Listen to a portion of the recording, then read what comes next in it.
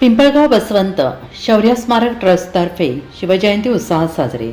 पिंपळगाव बसवंत येथे Shriram electric Motors येथे शौर्य स्मारक ट्रस्ट समितीच्या वतीने छत्रपती शिवाजी महाराज यांची जयंती उत्साहपूर्ण वातावरणात साजरी करण्यात आली.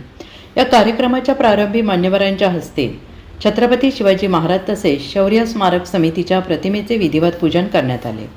यावेळी शौर्य समितीचे उत्तर महाराष्ट्र प्रमुख निलेश शेळके यांच्यासह नाशिक जिल्हाध्यक्ष मदन घुमरे, गोविंद कुशारे, आनंद शिंदे, नारायण जाधव, दिगंबर लोहिते, अशोक घुटे, अमोल गवळी, योगेश संधान, भारत सूर्यवंशी, नाना जाधव, अजय कराटे, वैभव मुळाने, सागर जामकर, ऋषिकेश जाधव, कार्तिक देशमुख, सिद्धार्थ शेळके, जयदीप गायकर, मधुकर खेडेकर आणि सौरभ डांगे, जयश्री शेळके, अनुज शेळके, रुद्र शेळके यांची उपस्थिती होती.